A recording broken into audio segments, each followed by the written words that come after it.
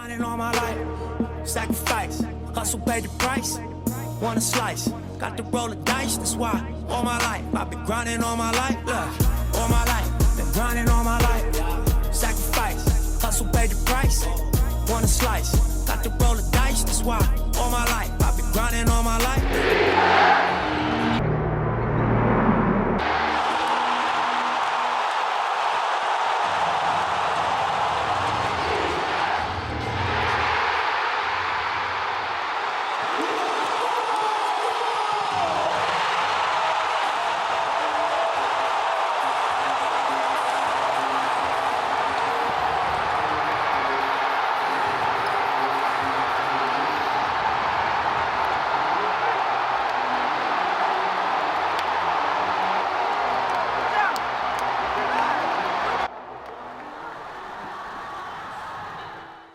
What up, what up, what up, what up?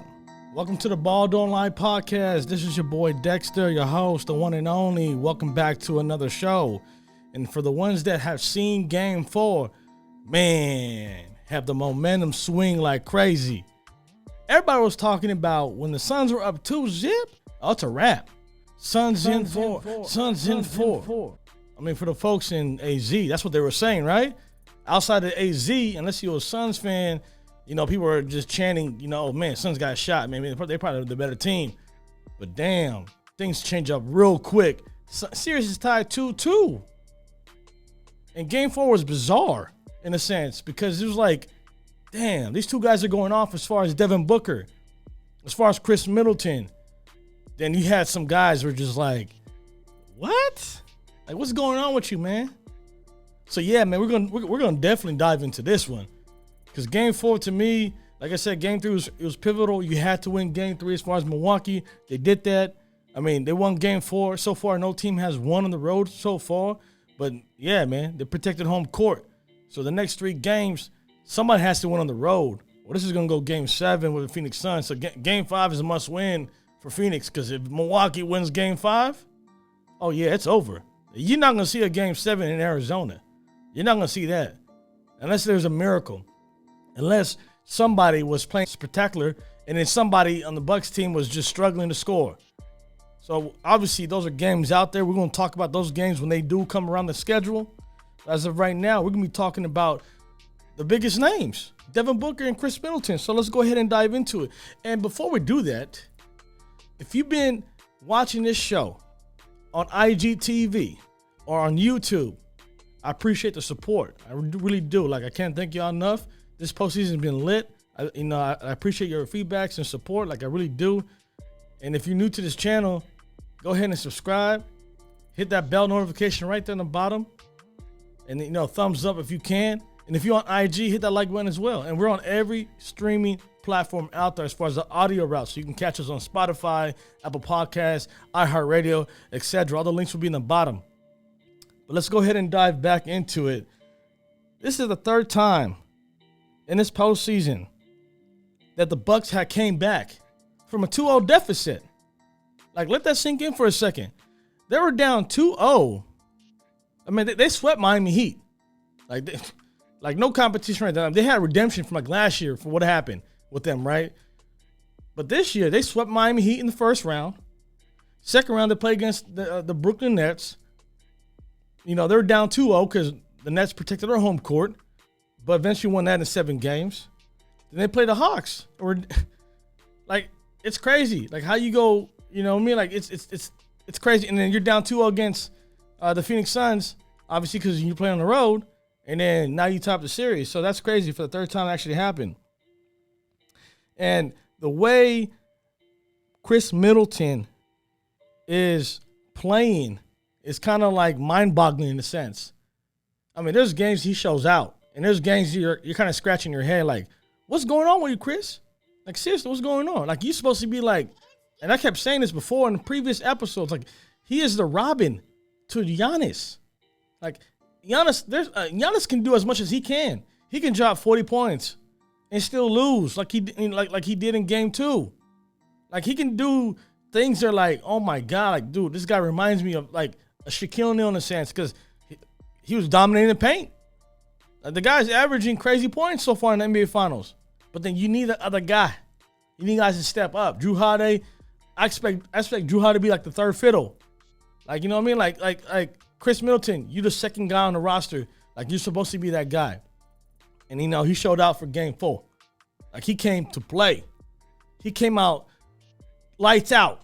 Like, he was hot. He was in rhythm. Like, give me the ball kind of thing, get out of my way situation. And it's crazy because Giannis was like, here. Like, give him the ball. And it's crazy. And that, I like that because he wasn't being selfish. That's what I like about Giannis. Giannis will get his buckets. But if he knows Middleton is getting to his sweet spots and hitting jumpers and scorching hot, and like there's no answer for him, like because there's times where he gets in that mode where like this dude just can shoot over everybody. You understand? Like Khris Middleton doesn't really break you off the dribble. Like go watch his tapes. Like he kind of shoots like a high arching fade a little bit when he releases at that point. So it's really hard to block his shot. But most of his shots are contested. Specifically, like in game 4, guy was going inside the paint, doing up and unders, fades, jacking up threes in your face on Crowder and Mikal Bridges and whoever else was on him. And I think when that happened, it opened up the court for Giannis to do what he was doing. Even though he had 28 points, like it was easy for him. Even though like I don't know why you're shooting threes, like you just hit 40 points and all your points were in a bucket.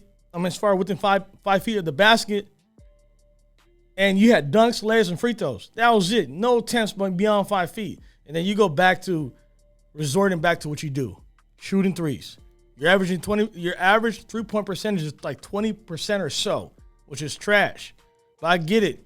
Like he needs players to respect, I guess, pull him out the paint a little bit, jack him some shots, some kind of make them think like, okay, is he gonna be out there or not?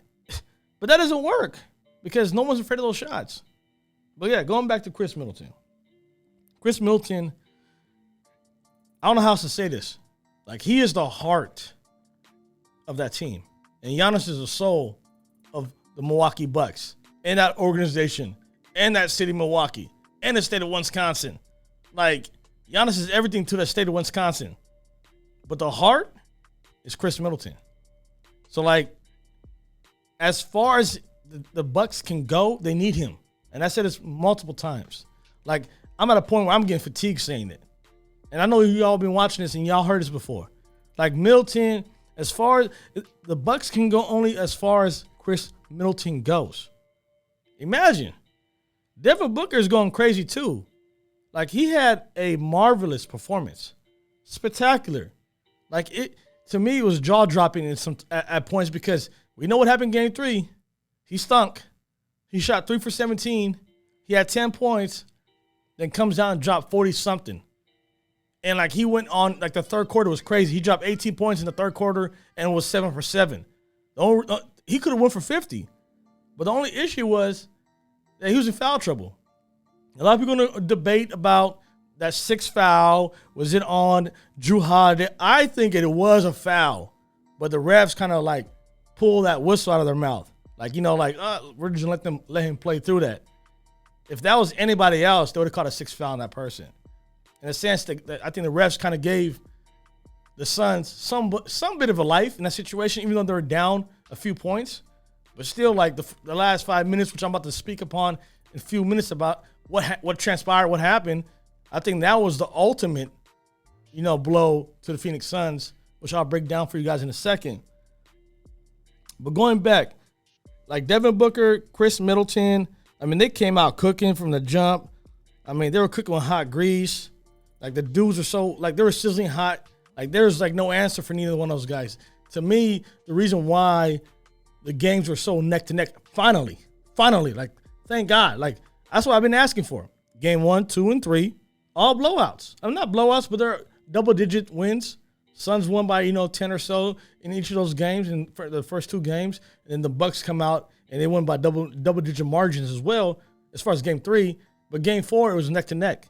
It literally went down to the wire. Like I said in Game 3 episode, I said I want to see a game that comes down to the last second. Who has the pedigree? Who has the calm? Who has the huevos and who can be consistent. And we didn't see that in Chris Paul. I want to talk about that in a second too when we talk about the Phoenix Suns, because right now I'm just talking about the two main guys, and then some bit about the Bucks. But yeah, there's a couple mental collapses on the Phoenix side, but I don't want to rush into it. We'll get to that in a second. But like I said, those guys were cooking. They were hot. And then they kind of like equaled each other out in a sense. And that's why the game was so close. Even though like you had, I think only 3 guys were in double figure for the Phoenix Suns, but you had like 4 or 5 guys for the Bucks. And I'll get into the stats in a second about that as well. But I'm looking at these numbers. Devin Booker had 38 points through 3 quarters. Like, the only thing that kept him out, really, was foul trouble. And I know he's trying to be aggressive on the defensive side. He's guarding Khris Middleton. So, like, he has to play physical against Khris, because Khris was getting to his sweet spots. Khris was scoring at will. At some points, it looked like it was at ease. Like, he had no issue. So, I know Devin Booker and Khris Middleton, who are matching up against each other, are trying to play both ways. But Khris is more of that defensive guy than Devin Booker. So I think Devin Booker was trying too much at a point. And I get it. Mikal Bridges at times is guarding, Middleton, but sometimes they switch to Devin Booker. So hopefully Devin Booker and DeAndre Ayton once again in foul trouble in game 4. Hopefully that doesn't happen going forward. But we want these guys to stay in the game so we can see what will happen in a sense. Like, I don't want to see Devin Booker sit out like 6 minutes, 7 minutes in the fourth quarter, and they come in like the last 5 minutes, and then at that point, it's already rocky. At that point, the stadium is crowd. The stadium's loud, crowd going crazy. So hopefully, going to Game 5, that doesn't happen for Devin Booker. But yeah, man, Devin Booker, like I said, scored 38 points through 3 quarters. Devin Booker tied for the most through 3 quarters as far as those 38 points in the last 25 NBA Finals. It only happened twice. Or 3 times, sorry. It happened, twice, sorry. Or tied for second, sorry. Scratch that. Tied for second to ever do that. And I'm trying to find out the first person. I've been trying to do some research on who did it. Couldn't find it. But tip your hat off to Devin Booker. That's crazy to even hear about. Like I said, Middleton had a crazy performance. He had 40 points in 43 minutes in the NBA Finals. He's pretty much getting where he wants. He shot 15 from 33 from the field. Like, he seemed more aggressive. And that's what we wanted from Khris Middleton. Instead of being nonchalant and let the ball come to you and just kind of relax a little bit like you're on a lazy couch, like, this is the NBA Finals. Go work for those shots. Like, it's not easy getting here. Like, I don't know about all you guys out there, but to get to the NBA Finals is not easy.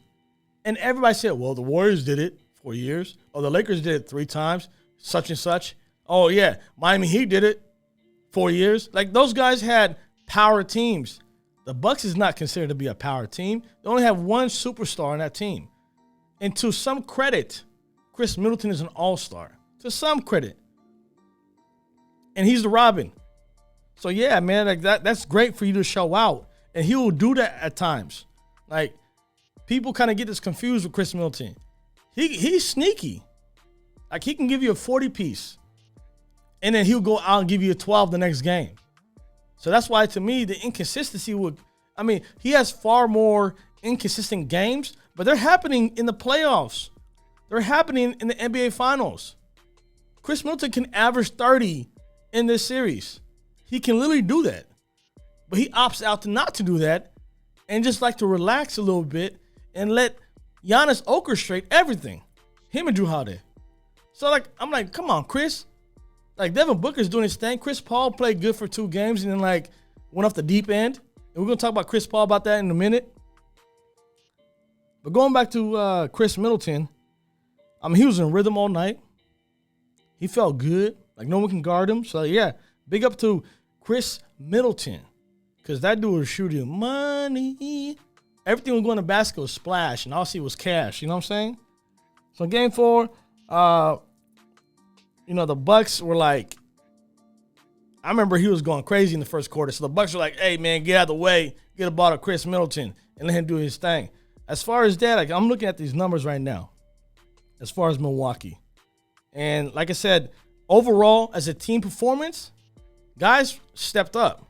And some guys didn't, but I don't really care about a few of those other guys. I'm only caring about Giannis, Middleton, Holiday, Bobby Portis to a certain extent, Brook Lopez, Pat Connaughton, but those other guys I just mentioned, yeah. So look at these numbers. PJ Tucker had 0 points, and he played 30 minutes. And he was negative, 3 on the court as far as plus minus. But I get it. He's a defensive guru, so he's the one that's trying to guard Devin Booker at times. If Khris Middleton's not on him, he's guarding Chris Paul at times. If there's a switch, like he's all over the point. So I get it. He's a defensive-minded kind of guy in this team. So they're not really looking for him, to like basically hunt for his shots like he did in Houston as far as standing in the corner pocket, hitting those corner threes. Even though he does that in certain situations in Milwaukee, but that's not his game.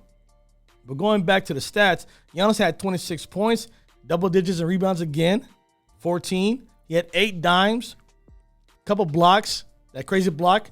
Matter of fact, run that tape for me right now, man. Let me show you this block, because it's up there with LeBron James, what he did to Andre Iguodala when LeBron had 2 hands against the glass. I mean, it's up there because that was, like, to me, the play of the game in Game 4. And to me, that sparked the crowd. And to me, it kind of gave the juice to his team. So, yeah, man, go ahead and run that for me quick, man. Run that tape. Bucks up 2. Now Booker with Tucker on him. Throws it up for Ayton. Shot blocked by Antetokounmpo. What a block from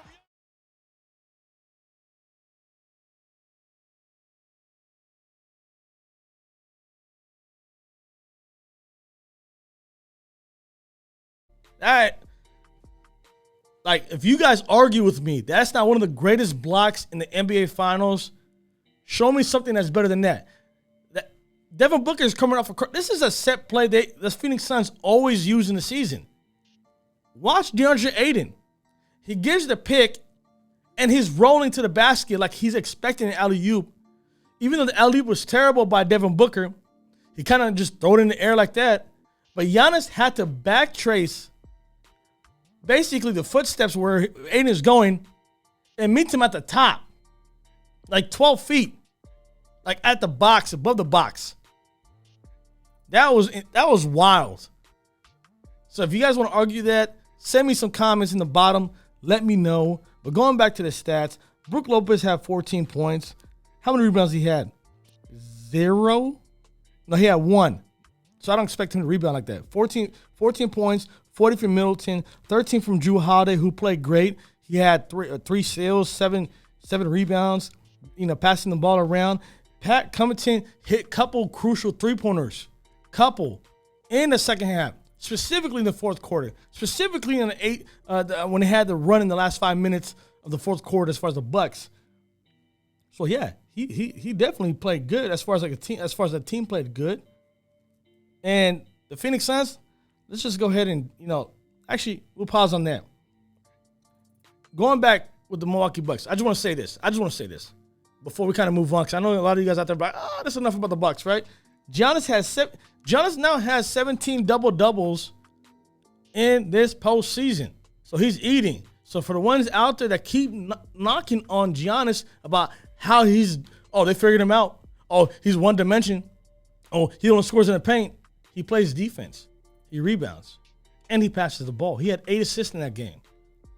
And he's passing out from not in the key. He's out there in the perimeter.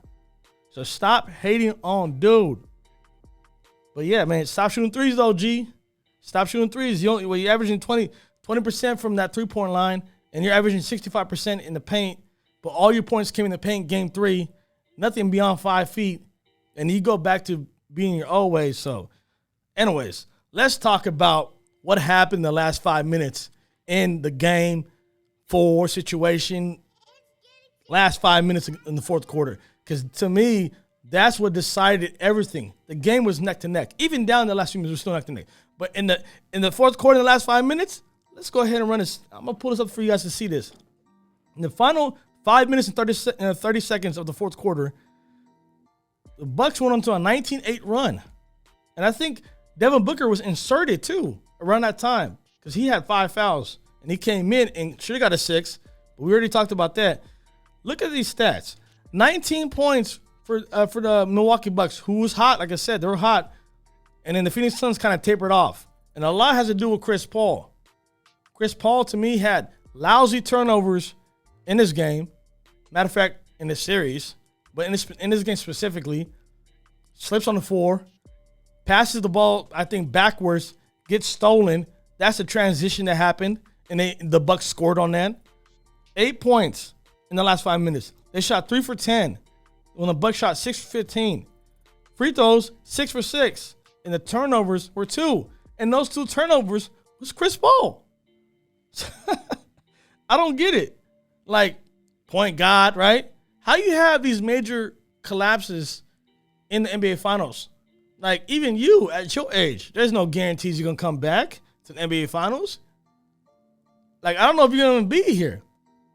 I don't know where your intuitions are after this season or after this finals. You might come back, you might not. But it's not easy getting here. You got to understand. Lakers were injured. The Clippers were injured. And it was a very condensed schedule. But next year is going to be different. So it's not easy to repeat the NBA Finals unless you have a stacked super team. So we're going to see what's going to happen next year. But Chris Paul, you got to play better. But my biggest takeaway from Game 4 on the Phoenix side wasn't Devin Booker. Even though I was talking about him, it wasn't Devin Booker. Devin Booker did great. But what collapsed the whole entire thing and made this a Chris Paul noise, because that's all it is right now, going into Game 5 this Saturday, everybody's going to be talking about Chris Paul's collapse and what happened to him. Old age. Oh, not point guard. Oh, my God, is what I heard from Shannon Sharp, I believe. Like a little snippet on Twitter. Like, he's hearing all this noise. It's kind of messed up that it happened on the night that Devin Booker was shooting the lights out and dropped 40 himself. So, yeah, my biggest takeaways for this collapse and just poor play by Chris Paul, which is it's odd. It's not really known. The guy's great controlling the game manager. Like, every game in this series, it's like he's tapering off. And I think the only solution to that is he's tired. He's fatigued. Like, he has never been here. The guys he have are young horses. Devin Booker is young. Aiden is young. Mikal Bridges is young. Jay Crowder been here before, but Jay Crowder is he's not having the workload like Chris Paul does and Devin Booker does. So he's not the one that's carrying the ball up every single time. But at the same time, you got to give credit to Jrue Holiday. You got to understand, Chris Paul, who was guarding him against the Lakers? Ain't Jrue Holiday. Who was guarding him against the Denver Nuggets? Ain't Jrue Holiday. And who's guarding him against the Clippers? Ain't Jrue Holiday. And don't tell me Pat Bev and Reggie Jackson is a Jrue Holiday type of defender. Jrue Holiday locks you up 90 feet, like Pat Bev. But Jrue Holiday is a defender. Even when he was back in the Pelicans, he was a defender. Even back when he was rookie year, his first couple of years in Philadelphia as a Sixer, he was a defender. Even when he was at UCLA in college, the collegiate level, he was a defender. So you got to give a lot of credit to Jrue Holiday because he's playing this guy, Chris Paul, 94 feet. And he's making it hard for Chris Paul. You got to understand, Chris Paul, I believe in a game 6. Sorry, no. Was it? Yeah, so in the closeout game against the Clippers, I believe he had like 41 or 42 points. Game 1 in the NBA Finals, he drops 32. He's playing good. Game 2, he plays well. Game 3, he disappears. Game 4, he was trash. There's 2 factors. Fatigue. I don't know if that comes with old age. Chris Paul has never played this long as far as deep in the postseason. At the same time, Jrue Holiday is guarding you. And Jrue Holiday is playing heavy minutes. Like, Jeff Teague barely comes in the game. Because that's the backup point guard. So, yeah, Jrue Holiday, you got to tip your hat off to him. But Chris Paul, I mean, he didn't give Devin Booker any help. Devin Booker actually ain't had any help besides Jay Crowder. Outside of that, John Aiden had 6 points, even though he had like 17 rebounds. and he was in foul trouble. But y'all don't give the ball to DA. That's y'all fault. The guy can give 20 points. I said this before. He can give you easy 20 points. Easy. 18, 16, 20, 22, whatever it may be. He's definitely going to give you rebounds because he's your anchor. Like, he's going to block shots, and he's going to rebound. That's what he does. That's his calling card, even though he can score, even though he's agile, even though he got great footwork. He got great hands, too. But Chris Paul is not giving him the ball at times. Like, every time they need a bucket, they go on Devin Booker, Chris Paul. Like, I feel like they got to get DA in the game.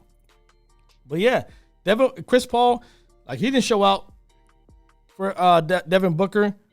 You know, like I said, other than Jay Crowder, it was Devin Booker's show. It kind of, like I said, got offsetted by Khris Middleton. They both kind of just, like, hashed each other out because of the game they played. But like I said, we didn't really see this from CP3 in the postseason. He played marvelous against the Lakers. He had crazy numbers against the Denver Nuggets. I think that was his best series. And he had a couple, crazy games against the Clippers. And he also had some question marks, too, against the Clippers. But so far, in 4 games, Chris Paul, where have you been? 2 games were at your house. 2 games in the road, you were a dud. You stunk.